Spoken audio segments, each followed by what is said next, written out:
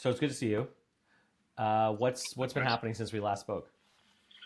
Um, Good question. I think I had these events coming along, which are exciting, but they are bringing up very sort of typical. Uh, well, they're triggering exactly the same sort of interloper alarm bells that we've been talking about for a long time, and I'm think I'm getting better at sort of recognizing that anxiety is not necessarily a reflection of a true state of affairs, but more so just like a reflex of this aspect, this sort of hanger on, this sort of uh, I don't know, vestigial part of my personality or defense mechanism. So that's been good. I think, just little by little, there's a little bit of gap opening up in that, like, oh God, this is going to fail. Oh God, what is everyone going to think? I'm going to get out there and do this event, and no one's going to show up, or they're going to show up and they're going to kind of be confused and angry that they did, confused as to why they came, and angry that like I'm wasting their time. So yeah, I think I'm finding a little bit of gap between that thought and the emotional and physical reaction to that thought, which I would normally just kind of grab onto and run with. But I think there's sort of two things that have been helping with that. I think the like finding my feet, breathing, feeling a bit more physical has been useful. Um, and then also just I think a combination of thinking like, okay, what's the problem if that does happen? It's not likely that's going to happen. What's the problem? I think there are opportunities, or at least there are to get anywhere that I would want to go. I think kind of letting go of a fear of public failures is probably important in that.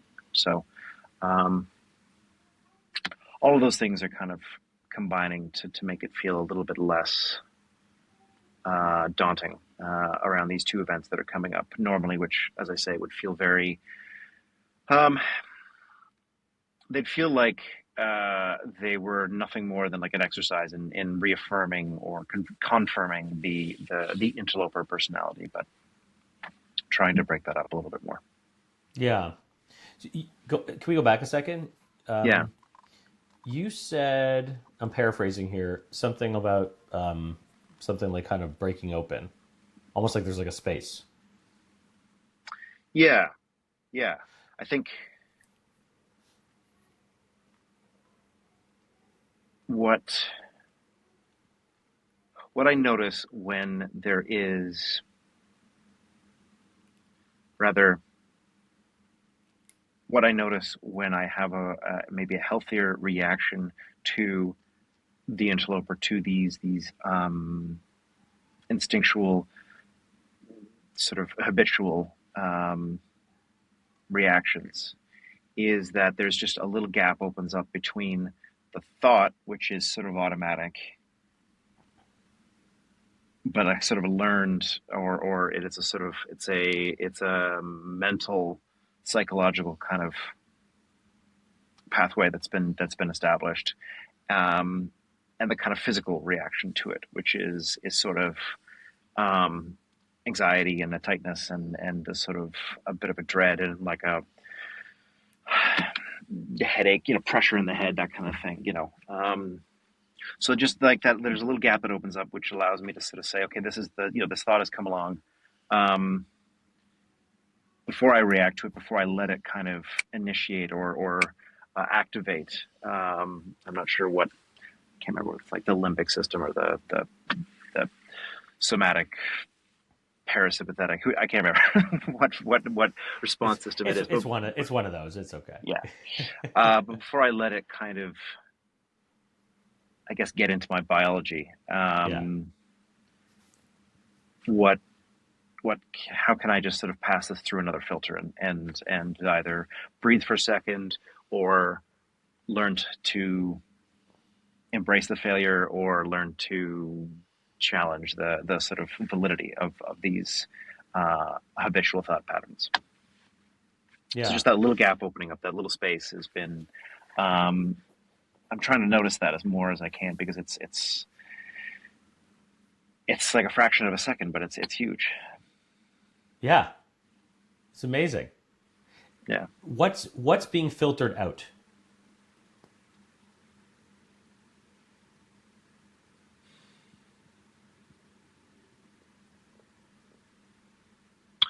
I think the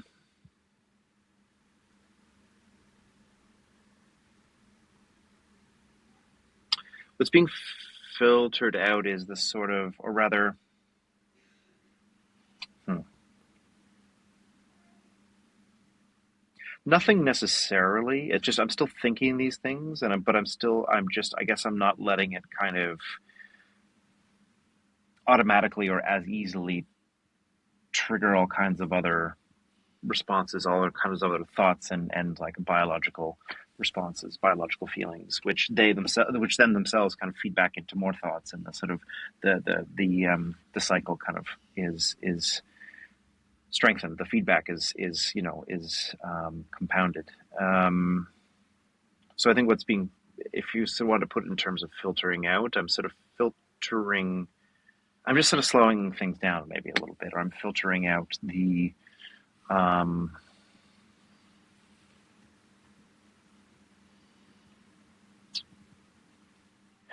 by not allowing it to compound. I'm not like kind of getting to like the really big doom and gloom, sort of terrified, pessimistic um, thought or versions, iterations, sort of thought patterns that kind of come from it, sort of spiraling unchecked. Yeah. And what comes through the filter? I think, I mean, again, still the same thing. It's just a bit of a slowing down. It comes through the filter like, okay, this event on March 19th, are we ready for it? I don't know. But I've got people working with me and they don't like to fail as well. So they're probably going to make sure that this isn't like a total disaster. Are people going to show up? Hopefully. Are they going to be kind of confused and maybe a bit disappointed by the magazine? Well, I don't know, but I mean, at least if I could try and give them a magazine or let the show to them, um, pay for a coffee. I mean, we're hosting it at a sort of a cool coffee shop right in the downtown area. What's the worst that can happen if somebody gets to flip through a really nicely designed magazine and gets a free coffee in the morning? At least there'll be a bit of more conversation around the magazine. At least it'll kind of be a huge concrete step and forward and for towards the reason or a validation of why I made this move. All those kind of things. So it still all kind of comes through. It still gets through. It's just not as quite as impenetrable or as sort of indestructible. Mm. Um, It's more of I don't want to use the word straw man, although maybe that might be accurate. It's more fallible. yeah, yeah, a little bit. And I think I don't know. I mean, at times when I'm a little bit more put together and a little bit more optimistic, I do really believe in the virtue of kind of virtue of failure, but not seeking it out, but just the sort of uh, what it teaches you. Maybe what it teaches you, but even more so, if you're willing, if you're going to do things and willing to accept failure, if you're willing to take risks, then I think, yeah, I mean, it's going to teach you something, but I would really rather just operate or live in a place where I'm not like afraid of the consequences of failure. That's really more what it's sort of about. And so again, when that little space opens up and I go, okay, well, what if it fails? What's maybe being filtered out, to go back to that idea, is that like, oh, this is going to crash and burn, and people are going to think that the magazine's a joke, and I'm going to kind of be laughed out of Copenhagen, and this whole year will have been a waste. Um, like, people may not like it, but I don't know. And maybe this year is a bit of a waste. But I really don't want to give up taking chances, or avoid taking chances. And the frame of mind, the point of view that I sort of have operated in the past, very much reinforces the type of thinking that guides you, steers you away from taking chances, taking risks. You said something interesting earlier. What are the consequences of failure? What are the consequences of failure?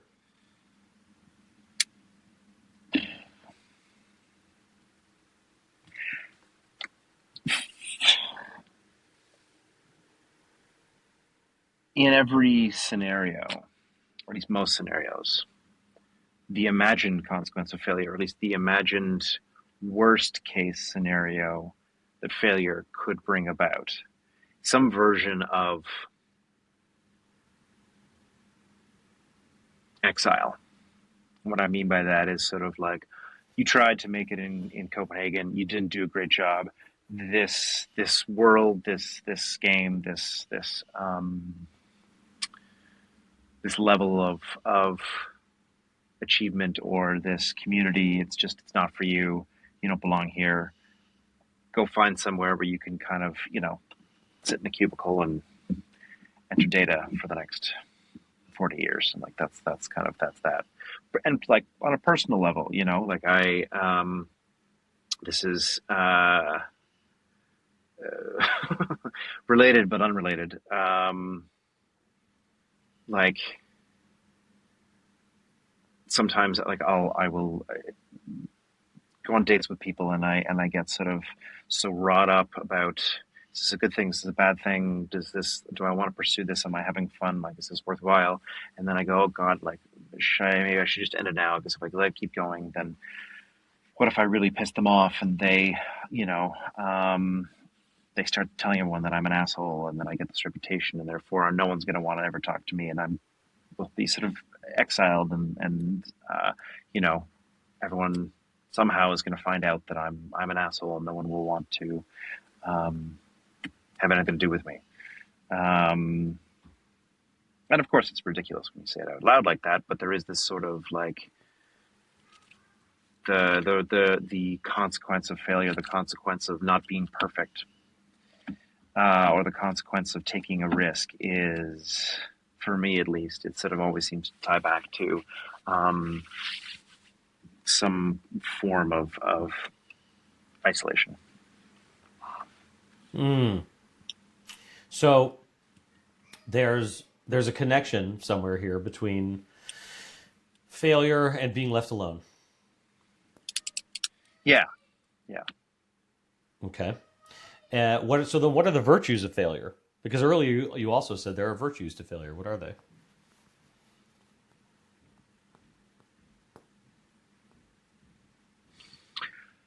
It's a good question. There's this sort of slightly cliche answer of like, oh, you learn more from failure than you do from success, which I agree with.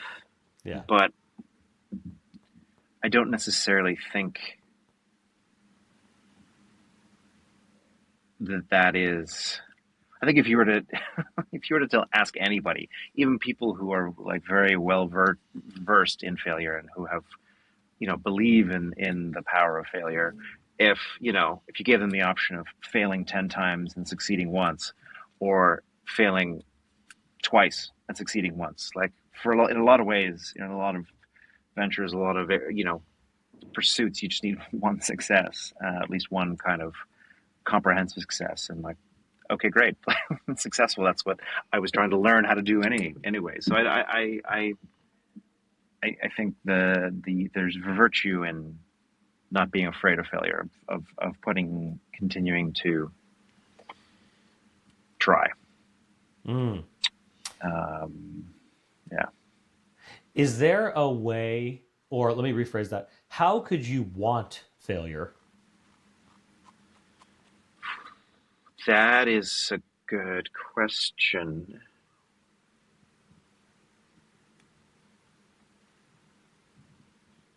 That is a good question. I mean,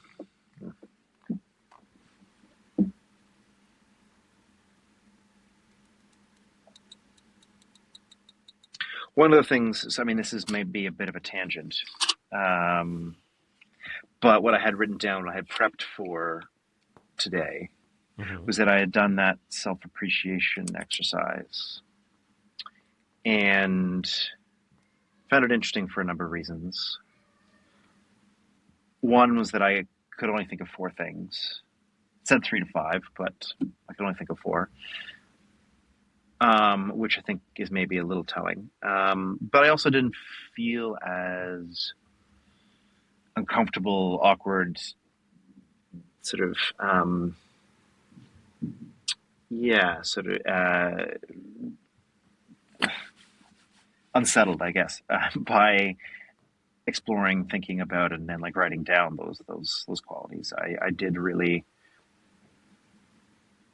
you know, it was I felt good about it, and it sort of made me, realize, or at least it gave me reason to sort of say, no, I do like who I am. I do like the sort of the qualities that I have, which then led me to sort of think, okay, what's the difference between who I am and who I want to be? Um, and there's this sort of, yeah, I mean, like if I like who I am, then like what do I need to change? Um, and I think the difference between, it's not really a difference between who I am and who I want to be. The way I kind of wrote it down, or the way I sort of conceived of it, was that like I would like to be somebody who was more regularly engaged in the becoming. I phrased it as, or in a becoming. And that's kind of what made the sort of the virtue of failure, or sort of learning to like failure. I think probably the process of becoming is, that road is paved with failure. um, yeah, I mean, it's, when I think about what it is that I'd like to do more of, some of it has nothing to do with failure. Some of it is with, I think, maybe a slightly out of whack sort of dopamine system. But I'd like to read more. I'd like to try meditating. I've been keeping up with journaling fairly consistently, which is something that I haven't done in the past. Hasn't been Mm-hmm. every day, but I'm keeping with it, and I'm pleased with that. So yeah, reading and meditation, and journaling. I think it's not so much about failure; it's more about what I see as effort, and what I see as kind of relaxation, or what I see as taxing, and what I see as like replenishing. Mm-hmm. I think it has a little bit to do with, as I say, an out of whack, a bit of a skewed dopamine system. But then there are things like creative hobby, or relationship building, um, that are probably more going to be more intertwined, or more related to failure. Mm. You said something interesting about becoming, and then you're talking about things that you would like to do, right? Yeah, What if we were to reframe it as, let's say some of these things are being and some of these things are doing? Which ones would you say are states of being, and which ones are would you say are states of doing? And you can, this doesn't need to be an exhaustive list, but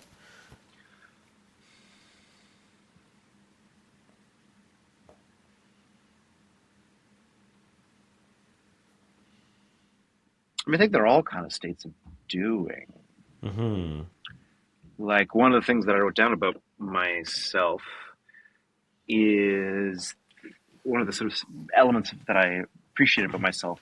I sort of termed it as curiosity, but I think that like a result of that is a creativity. So I think I am sort of I have a creativity. I just would like to find more avenues, more states of doing that engage with that. I think one of them was one of the things I liked was a sort of perceptive or insightful quality, and I think reading more and meditating more are sort of states of doing that engage with that. Yeah. Was there anything else? I mean,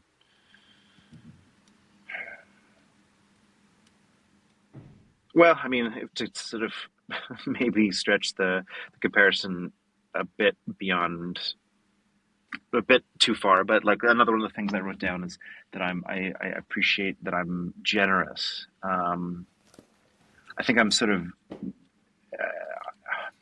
that often manifests in a sort of material generosity. Um, Mm-hmm. but I sort of in relationship building, I would think I would like to, you know, maybe exercise or practice a state of being that explores like a more of a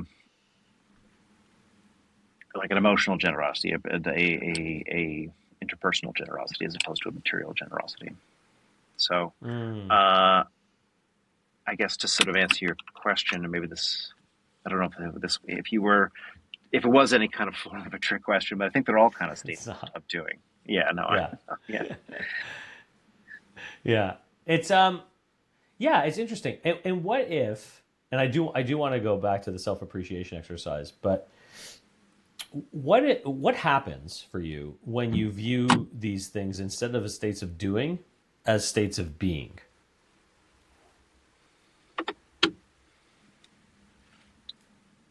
I think there's a bit of to a risk of complacency, maybe. Mm-hmm. Like, oh, I like to read. How much do I actually read? Oh, I think I'm generous, but like, what do you actually do? Um, I'm thoughtful and reflective. How so? I guess I sort of I need. It feels as though to framing them in terms of states of doing, it's a form of accountability, or it I don't know. I'm a sort of experiences are novel experiences and the sort of pursuit of experiences or something is a hugely motivating force in my life, I think. And so it's sometimes funny how I choose or prioritize to kind of narrow my experience as opposed to trying to explore or experience more in terms of reading more and meditating, which is a whole kind of other exploration, or exploring the city more. Like I get out and see the city, but some weekends, um, some weekends I just do like absolutely nothing. And I know like rest is important, but there's something is that you like. There's a difference between like just melting into the couch and a casual walk around the city. Like neither are really all that taxing, but one is has an element of activity to it, an element of broader experience, and the other one is Yeah. just kind of passive, passively rotting away. Mm. So, knowing all of this, you have being, right? And you have doing, okay? And then you have becoming. So, Mm. when you say you want to be more regularly engaged in the becoming, A, what are you becoming? And B, what states of being and what states of doing are necessary to that becoming?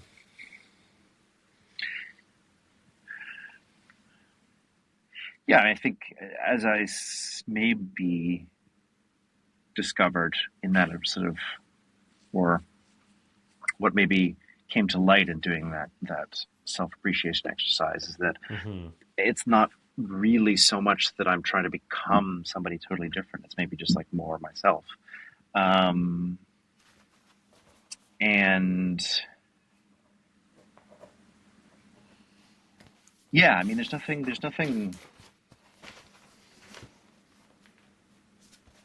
I think like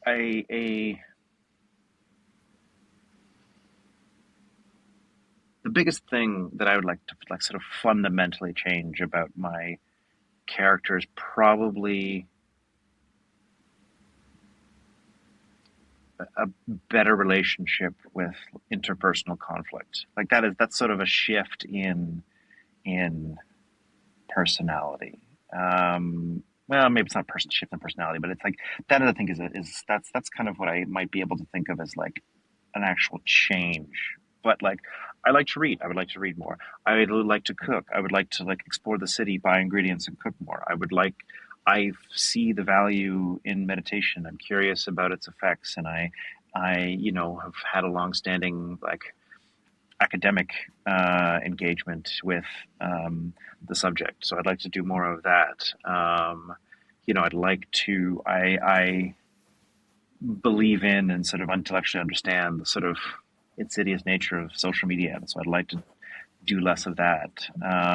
I believe in taking chances and putting yourself out there, and so I want to do more of that. Like it's just sort of, again, it's like just kind of turning up the dial a little bit on everything that's already there, Hmm. except for maybe one or two cases. So it's not about becoming something different. It's just kind of becoming.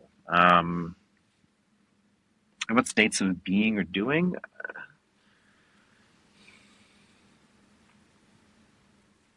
I don't know. I'm in this sort of triangle, tripartite relationship that you sort of have laid out. It feels like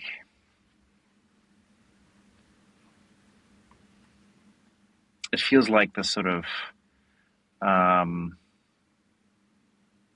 the lever to pull on is doing, and being is just a sort of a result. It's an after effect. Um, Mm. If you only focus on doing, what happens to what you appreciate about yourself?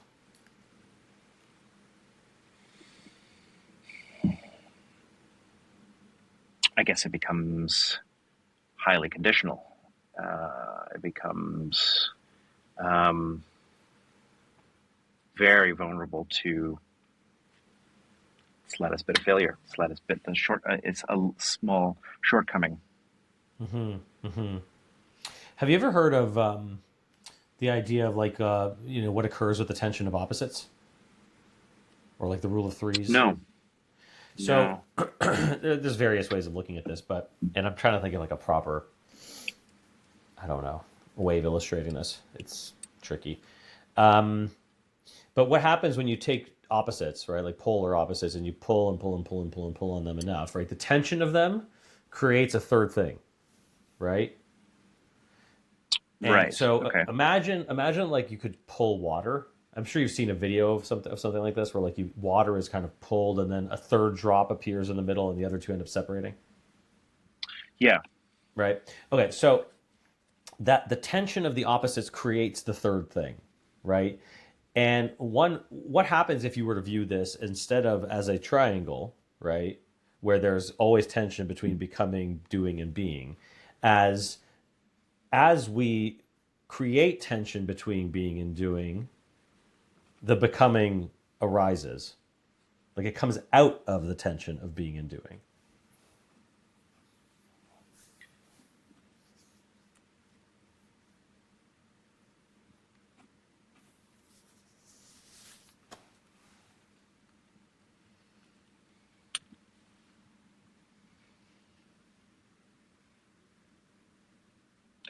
I mean, that's a nice.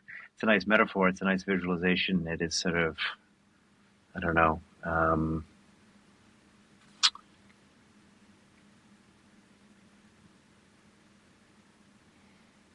I don't know, sort of physically elegant in terms of its relationship to structure of the universe and all that good stuff. But like again, and so now I'm looking at this new arrangement that it's sort of how do you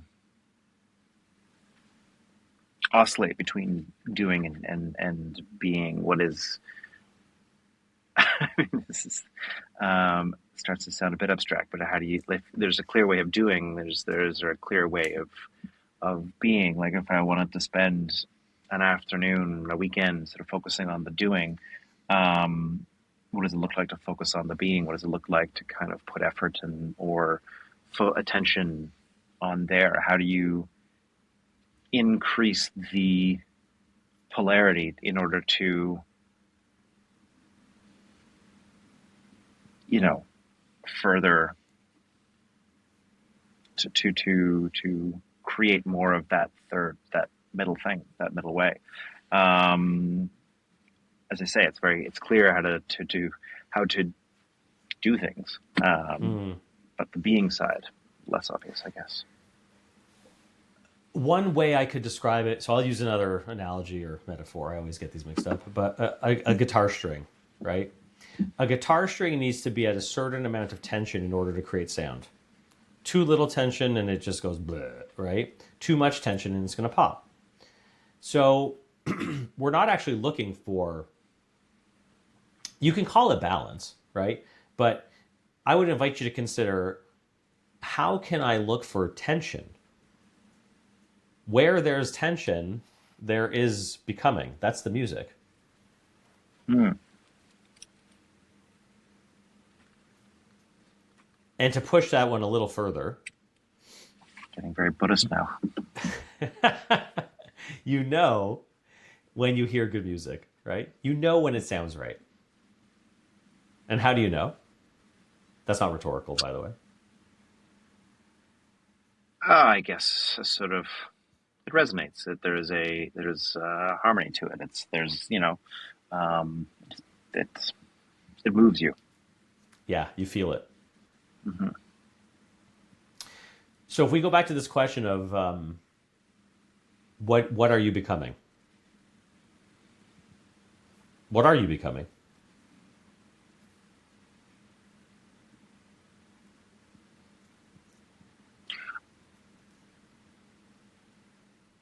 I don't know, and I don't mind that.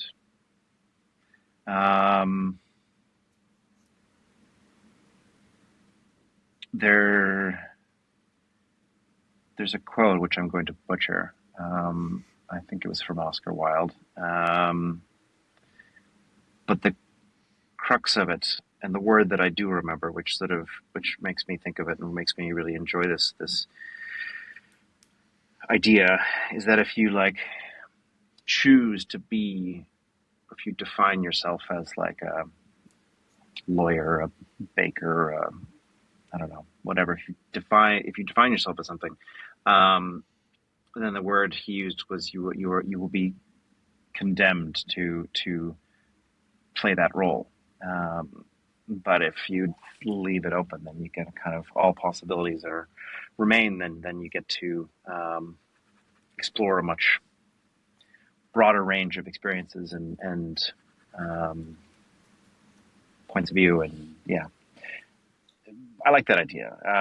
It's like it's quite fanciful and it's not very practical, but particularly it's for somebody who's at this moment of, or sort of well into a prolonged moment of transition. Um, there's something comforting about it. So I think, just as I say, becoming more myself is enough of a goal, enough of a um, direction. Yeah, yeah. So using that and now turning to the events that are coming up, in what ways can you approach these from the perspective of, as I produce these, I am becoming more myself? Mm.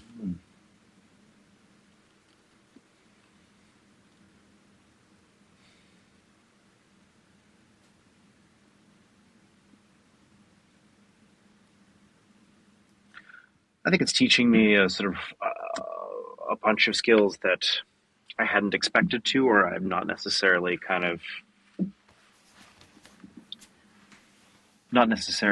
I didn't necessarily set out to Mm-hmm. learn.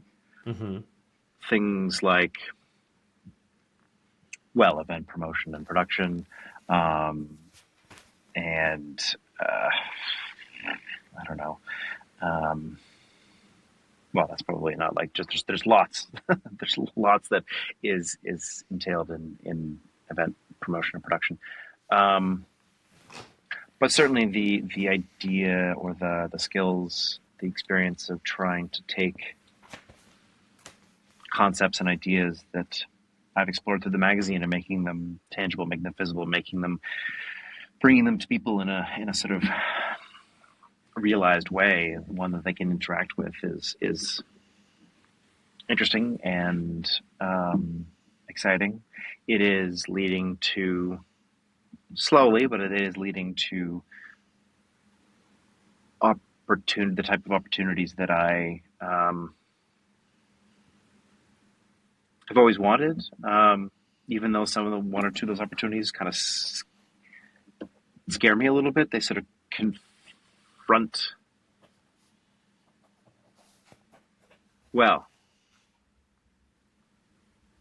I'm sort of trying to become this person, and there's this one opportunity that I have that, like, if it doesn't go well, it kind of it's a it feels like it's a test. It is a sort of it's a measuring stick. It is a kind of an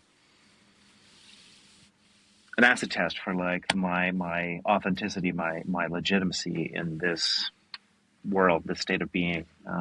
Somebody's asked me to provide them with suggestions on how to transition the audience at this restaurant from a sort of breakfast and lunch focus towards more dinner. You know, they opened and were immediately known as a breakfast and lunch place, but despite the fact they've been open for dinner for 10 years, still hard to get traction at dinner. And so they've asked me to come up with some ideas of how to raise the traffic, or, you know, create more buzz around dinner. And like, restaurants and design and branding and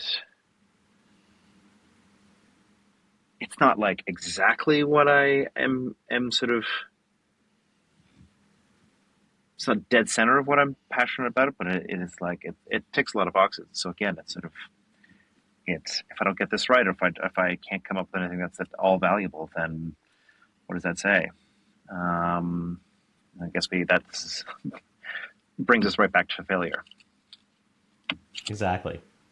Exactly. And it also lines up exactly with what you said about the virtues of failure and in taking more risk. Right. Like I wanted. risk can be measured objectively. Like there's the data around risk and you hire an actuary and you figure out risk, right? Or there's the feeling of risk. So we can talk about whether this is objectively risky to you or not, but I'm not sure that that's really relevant. You want to do it, right? And it's scaring you.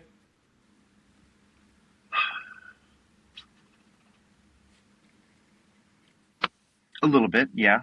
It's a little theoretical right now, but I think it would be, it's sort of scary to think. Right now, it's in the sort of doubt phase. I'm kind of the interloper is telling me that, like, I couldn't figure it out for my own restaurant, so why would I possibly think that I could do anything for this guy? What do you But appreciate about yourself?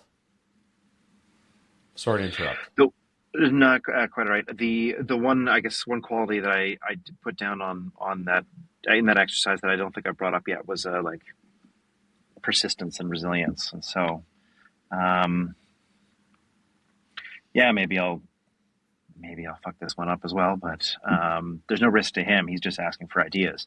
Um, that sounds like his, it's not, nothing's going to make his dinner business worse. So, um,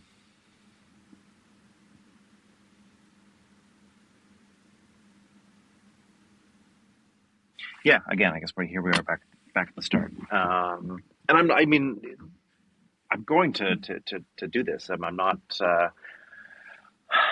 the fear of failure is not going to sort of stop me from doing this. I guess it triggers all of that, um, thought process.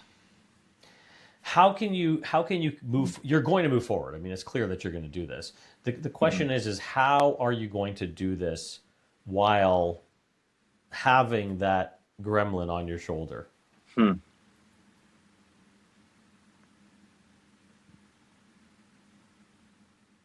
I don't know exactly, because for me,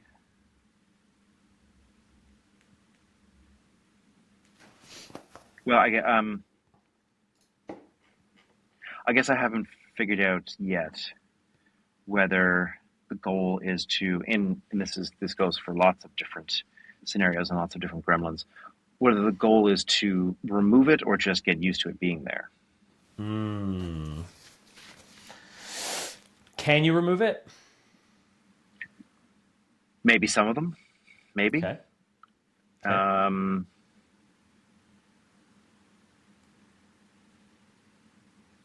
yeah, Can you get it to shut up? I think I think if it's still there, it's you're not going to get it to shut up. So getting it to shut up is removing it effectively, I think. So, um, probably not. You're probably not going to get it to shut up. So Can you get it to be a little quieter? probably, yeah, it's probably just a question of not engaging with it. It sort of gets quieter and quieter, and eventually it does. It's quiet enough that you don't hear anymore. And then what's the difference between it being there or not? I guess. Yeah. What can you turn your attention to so that it quiets?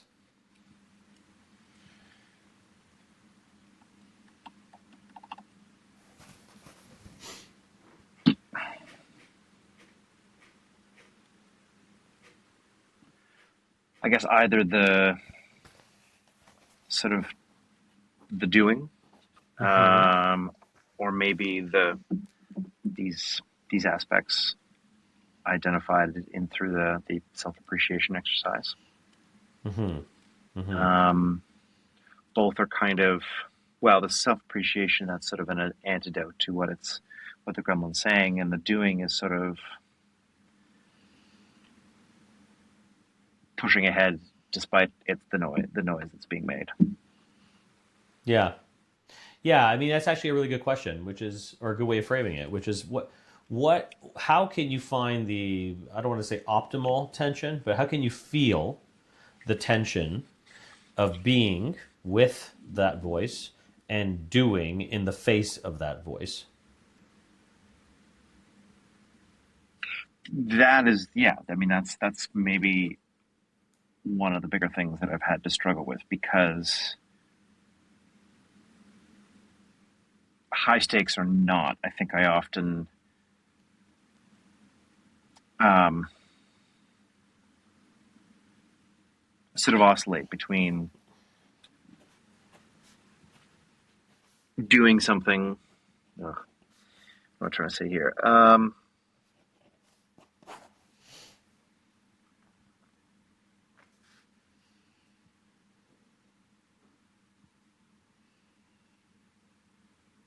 Well, I think I often have to sort of be doing something to ignore the voice, which is trying to sort of maybe tear down the being side of things. Either I'm working or I'm at home, and like wasting time on YouTube, because that drowns out the voice, drowns out the Mm, gremlin.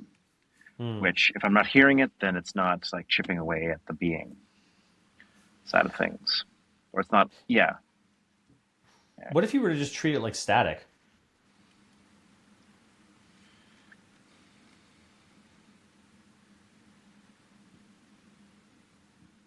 That's a good. That's a good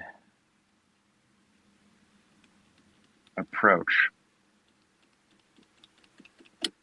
I wrote a note down on the I printed out the self appreciation exercise, and I wrote a note on it because it was sort of an asked the question like why do we avoid self appreciation, and it had gave a few examples, and the one that I added to it was just like I think wrote something along the lines of well, it was a motivational tool to sort of not be too to avoid being complacent, I guess. This sort of, again, tension between being and doing. You know, if you just think that you are and you don't actually do anything to back it up, then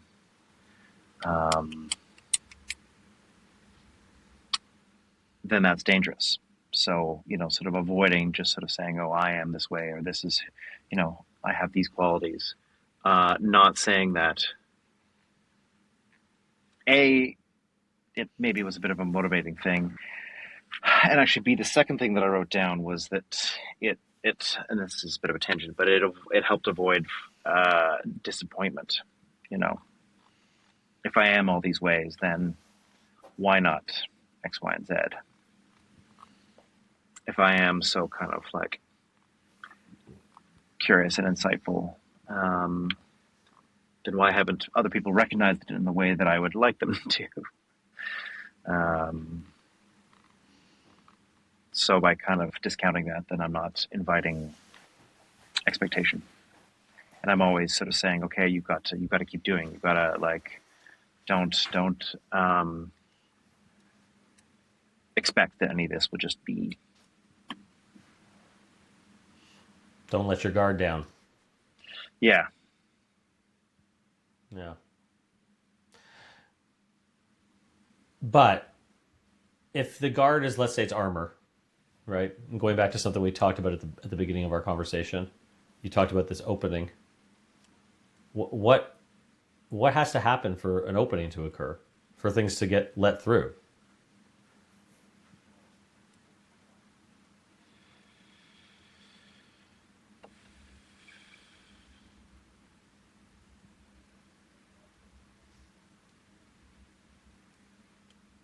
So, I mean, maybe this isn't necessarily how you intended it, but that's a good point because the way things have gone in the past, it's either,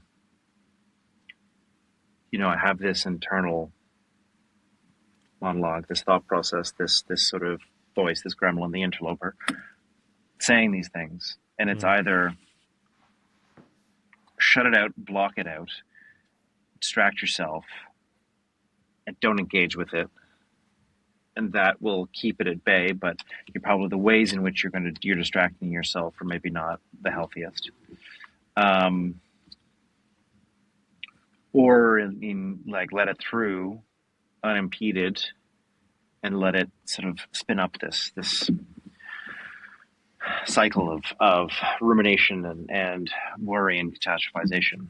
There's this sort of there's no the on the floodgate. There's no halfway open. It's either like shut or like fire hose.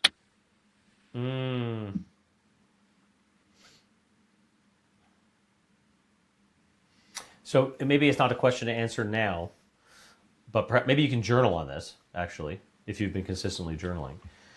Yep. Which is, how can I modulate the flow, you know, from that tap? What would it look like for it to not be all or nothing?